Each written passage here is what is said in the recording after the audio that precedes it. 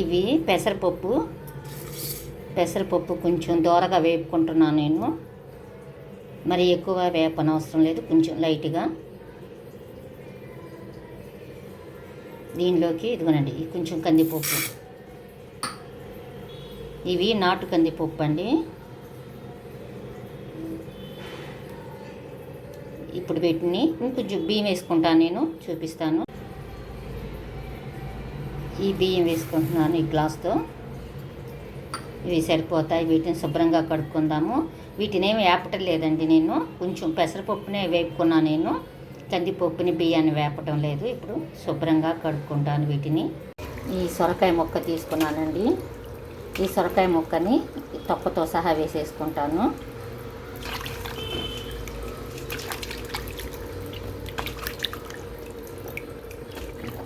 లేత సొరకాయ అయితేనండి తొక్క తీయనవసరం లేదు.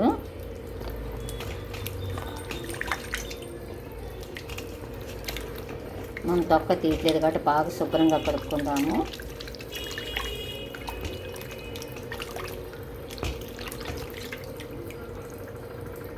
ఈ ముక్క నేను వేసుకున్న బియ్యానికండి ఇది సరిపోతుంది.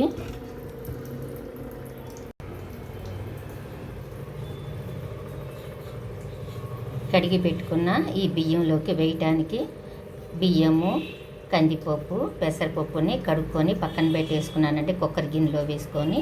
ఇప్పుడు దీనిలో వేసుకోవటానికి ఉల్లికాడలండి, కొత్తిమీర, పుదీనాకు, క్యారెట్, పచ్చిమిర్చి, పెద్దలుపాయి, సొరకాయ, టమాటా, బంగాళదుంప, క్యారెట్ అండి. ఇది కరివేపాకు. ఇవి అందుబాటులో ఉన్నాయి నాకు ఇంట్లో. వీటిని వేసేసుకుంటున్నాను కిచడీ చేసుకోవటానికండి. చూశారు కదా ఏమేమి వేసుకుంటున్నాను. సొరకాయకి తొక్క తీయలేదండి నేను, లేతగా బాగుంది సొరకాయ. ఇప్పుడు దాంట్లో వేసేసుకుందాము.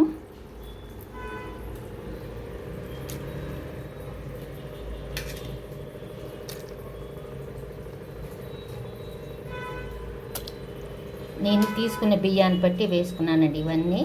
మరీ ఎక్కువ వేసుకున్నా కూడా విగుటుగా ఉంటుంది. ఒక చిన్న టమాటా, ఒక చిన్న పెద్దల్లిపాయి, ఒక చిన్న క్యారెట్, ఒక చిన్న పెద్దల్లిపాయి, ఒక చిన్న బంగాళదుంప ఇట్లా వేసుకున్నానండి.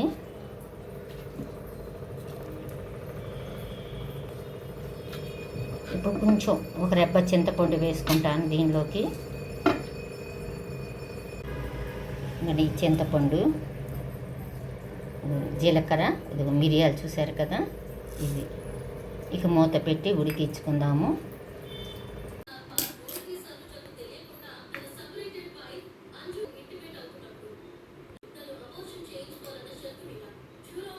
దీనిలోకి కారం, పసుపు, ధనియాల జీలకర్ర పొడి వేసేసుకుందాము. ఇప్పుడు మెదుపుకుందాము దీన్ని.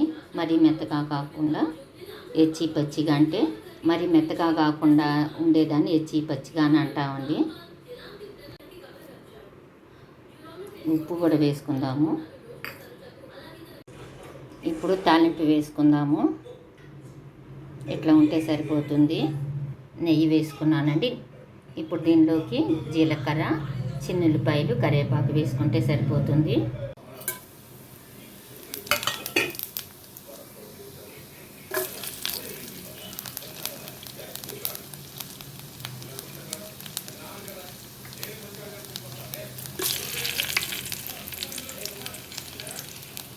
కరివేపాకు, కొంచెం మిరియాలనండి ఇట్లా నల్లగొట్టుకొని వేసుకోవాలి.